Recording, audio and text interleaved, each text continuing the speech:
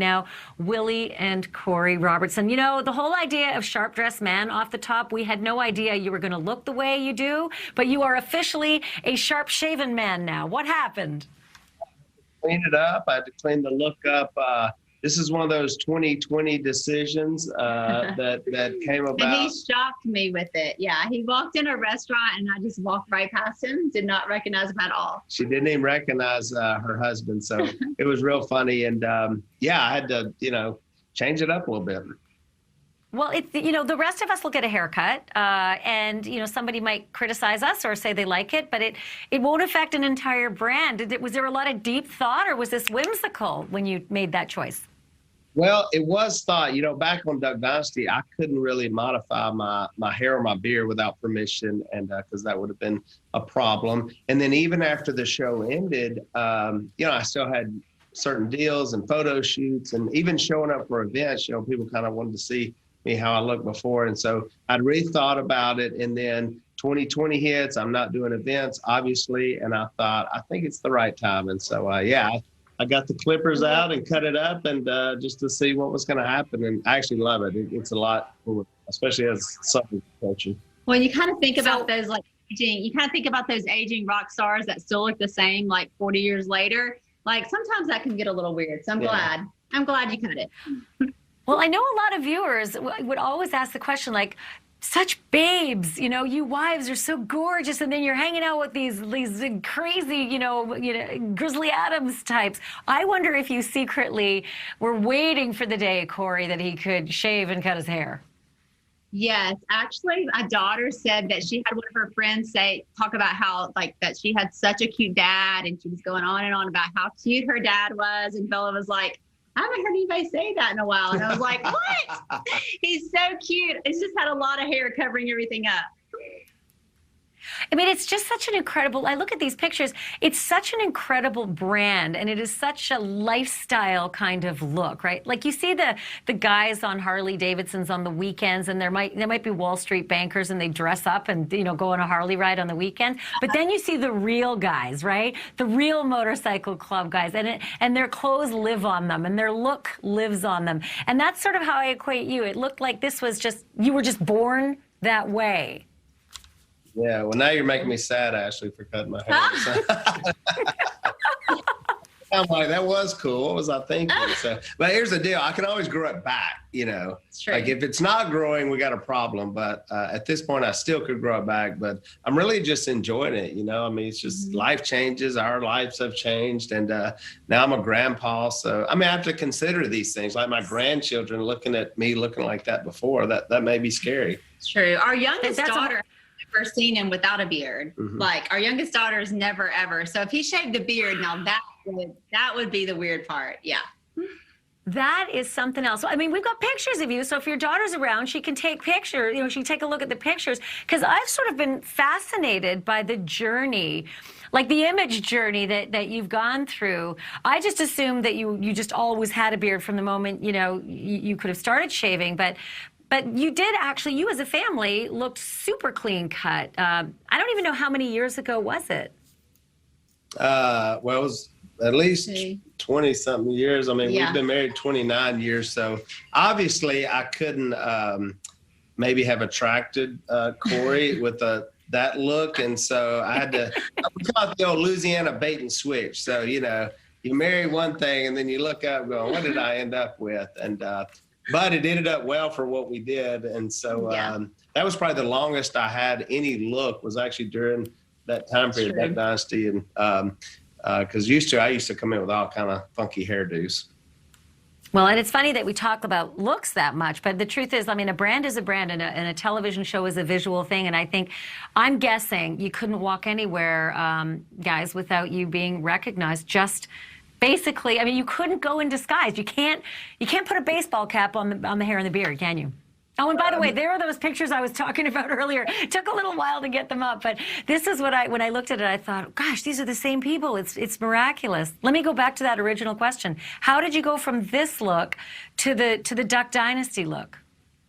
Well, actually, I started working for Dad full time, and so Dad had this big beard and long hair, and there was really no look he was trying to get. He was just trying to stay warm in the cold duck lines. And so, yeah, I think when I started working full time for the company, I was like, heck, I'm just going to grow my hair out and beard. And then it kind of caught on. And then once we started, making TV shows, it was like, yeah, you have to keep looking like this no matter what. So, yeah, it did. It changed. And we were so recognizable. For me, it was really difficult because it was crazy. I mean, you couldn't go anywhere without, somebody noticing. We'd walk through the airport and he'd put on a hoodie and tuck his beard into it. And I was like, well, now you look like scary. Like now people are going to like run from you. So I'm not sure if that's working either way because, you're getting noticed for that too. So yeah, there was definitely no hiding with that long hair and beard. But now sometimes it's funny, like we were in the airport the other day and someone came up and, recognized me and was talking to me and didn't realize Willie was standing right beside me. They didn't have a clue who I was. So it was pretty funny. Mm-hmm. Well, I can imagine you with the hoodie. You might scare people as like a Unabomber look because you would literally have to have it up to your top lip. I was in LAX and I had my beard tucked in. I had sunglasses on. I mean, straight Unabomber. And a guy came up and said, "You got any duck calls, mate?" And it was a guy from Australia. Recognized me somehow. I don't know how he recognized me. Maybe just from my voice. But he did. I did get recognized even with that look. So now that you've done the what do they call it, the manicuring, man grooming? Can you walk around and do people? I mean, Korie didn't see you in the restaurant. She didn't recognize you. I almost didn't recognize you. But what about just freedom to roam about the planet now? Yeah, it is. It's so much easier now. I can go and. Some people still will recognize me or they'll hear my voice and they'll say, wait a minute, I think that's that guy. Mm-hmm. But yeah, it's a lot easier now to move, which we hadn't been traveling that much. So it's funny, we haven't traveled near as much since I did it. Not like we've been, out there doing it a lot, but I kind of like where it's at now. I kind of like that. Well, the pandemic for a lot of people has, been, oh gosh, we're stuck at home. There's nothing to do. But for you guys, at least, like, didn't it kind of yield At Home with the Robertsons, your new Facebook Watch series? In a way, that's sort of a silver lining, isn't it? It really did. Yeah, we were spending so much time at home, like everyone was, and we got this idea, and we were really interested in it. We haven't done anything for a while, and kind of enjoying that. But we just noticed so much fighting and so much yelling and screaming at one another in our country. And, we came with the idea, can we just sit down and talk and maybe just have a better conversation? And I know people are trying to do that. We thought, why don't we invite people in our homes to talk? Because it's so disarming coming into someone's home, just the act of inviting them into our house, as an act of kindness, saying, hey, come in, let's talk. And we knew this would be issues that would be scary and be like, definitely hot topics out there. But, we come from a big family. We're used to having arguments. We disagree. Korie and I disagree about a lot of things. And where does that usually start? Usually by talking.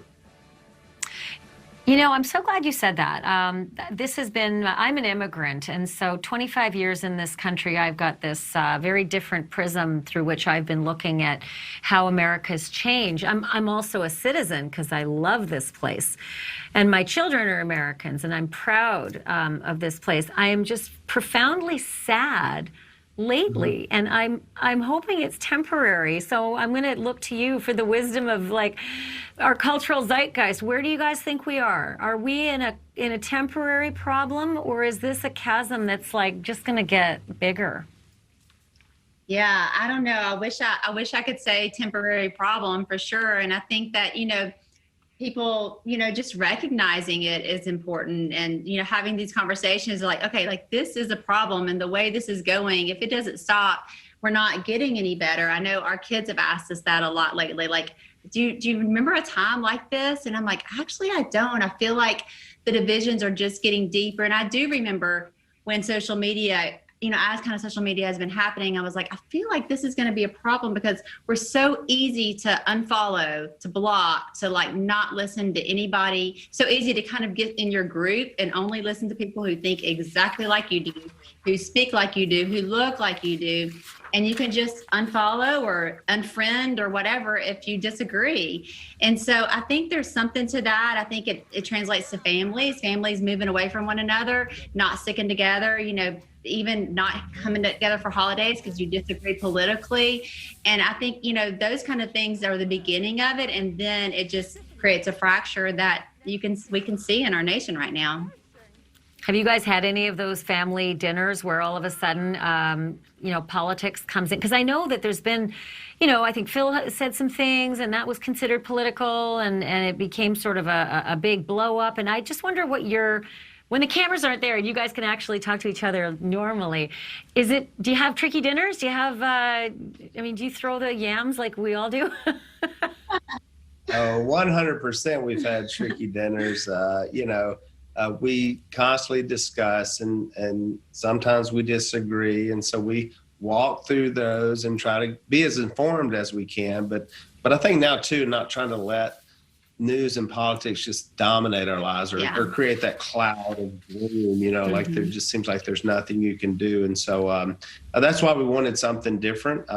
Even Duck Dynasty, when it came out, at the time, it was different. You know, you didn't see a lot of shows ending with a prayer that was on TV. And so it was different. It was a little light there, you know, that was funny. And your kids could watch it, grandparents, you could all watch it together, and you didn't have to worry about what was going to come out on it. And so, yeah, we're kind of used to that space. And this one was certainly different and certainly a different way to do it. And I know some people are trying to figure it out right now. Even some of our fans are like, oh, I can't believe you're talking to that person. And we're trying to teach them maybe this is what we should do. Maybe we should do something different, not try the same old approaches to it.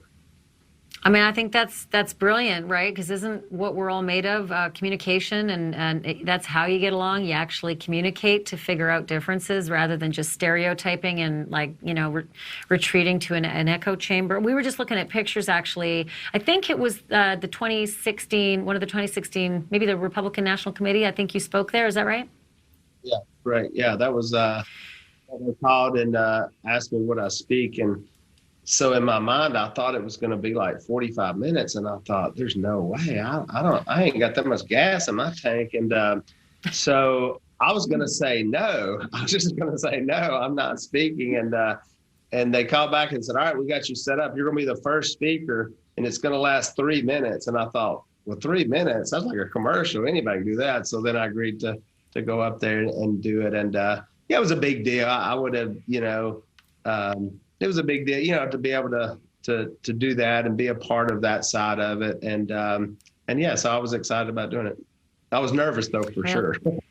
I'll bet. It's totally different, right? Like when you're doing your show, there's just a couple cameras around, maybe some crew members, and then you get into a production like that, and it's like, wow, I'm not in Kansas anymore or Louisiana. Guys, I have to fit in a quick break, but I do want to talk about so many more things. I just find you so delightful, not the least of which was COVID. Your family just really got hit hard. Also want to talk a lot more about At Home with the Robertsons. We are talking to Willie and Korie for the hour. Back right after this.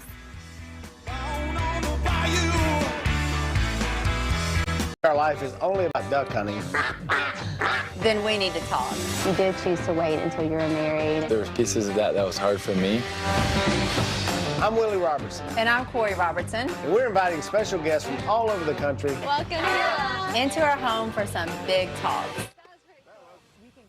And big talks. That's exactly what Willie and Korie Robertson are having. Abstinence, race, the COVID vaccine, just a few of the issues being brought to the table on the program At Home with the Robertsons. Brilliant idea. So I'm just going to guess, Korie, that it was yours because I heard that the Duck Dynasty was your idea too.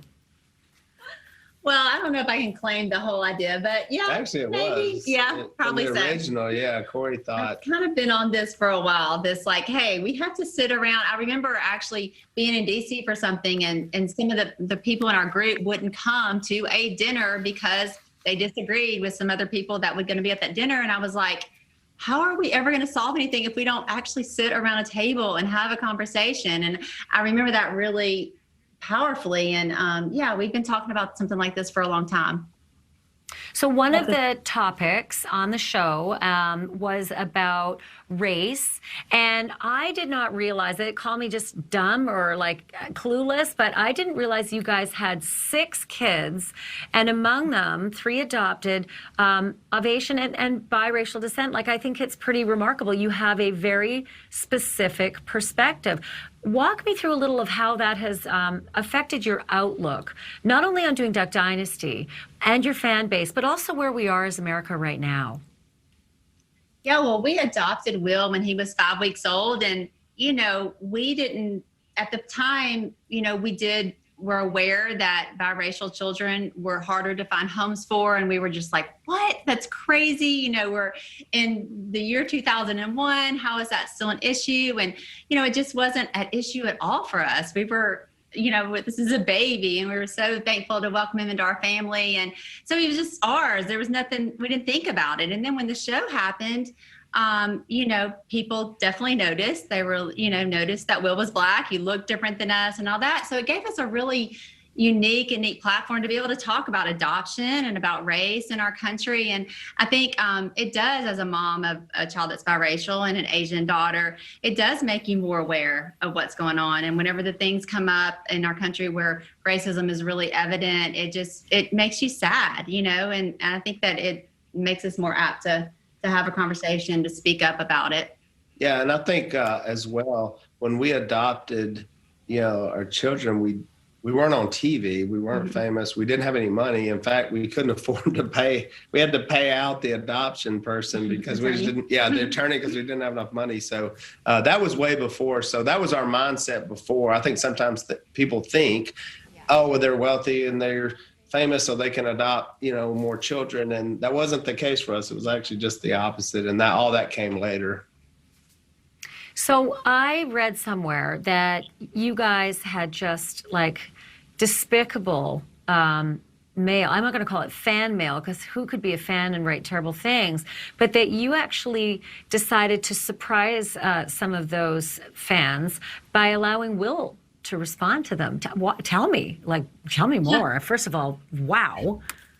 Yeah, that was really shocking whenever the show did come out, that, you just, I guess when you have millions of people following, you realize that there's still a certain number of people that are racist in our world. And I think, for a lot of people, particularly white people, we want to say like, oh, racism is in our past and, slavery was in our past. But, there are still people that are racist today, and it is still going on. And it was very evident to us when our show first came out, because people started commenting. I had to really watch our social media. There was a lot of really hateful things thrown at us at that time. And there was a time when Will actually happened to see it. He was pretty young, and he had not, wasn't on social media, but he was looking at mine, and he was like, Mom, can I respond? And I was like, whoa, what would you say? And he said, I would just say I am biracial and I am adopted. And I was like, that's perfect. Just speak your truth. And it's like, there's nothing wrong with any of that. So just say that. And I was really proud of him. And I think that, for him, he is, he's just very proud of who he is.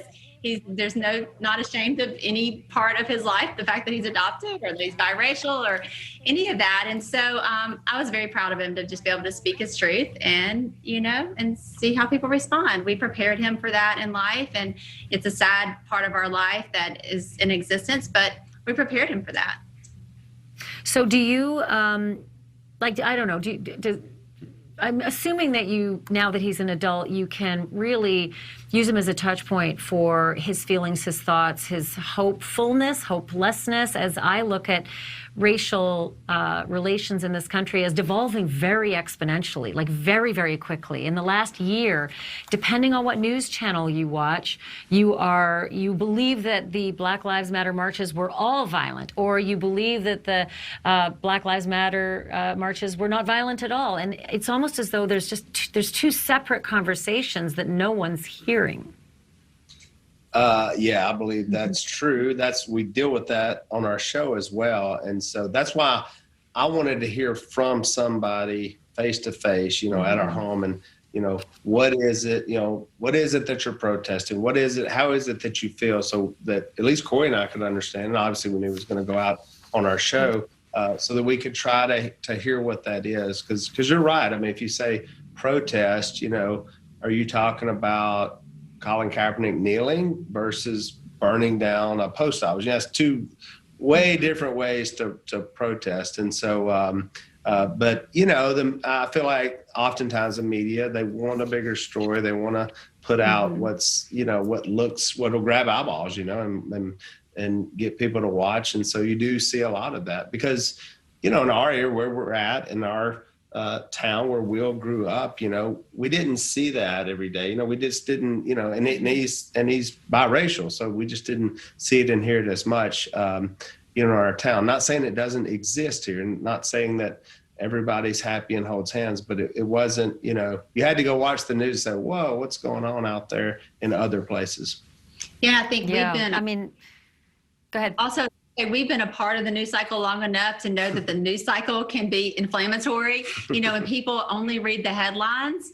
And, even things that are written about us in this show, it's like the headline says this and you're like, wait, that's not what I said. And then you read it all and I'm like, okay, then they explain a little bit more. But, I think that is another kind of part of our society that has contributed to decline is those inflammatory headlines that people only read that. Even with our show, it seems like we'll put out a little kind of trailer and someone watches 20 seconds and then they have a very strong opinion about it. But you're like, oh, if you watch the full 20 minutes, you watch the whole conversation. And I do think that that's important that we hear people out, we hear a conversation, and we come to these conversations with empathy, and with the knowledge that you're doing the best you can, I'm doing the best I can. And we really all want the same things in life instead of looking at each other as the other.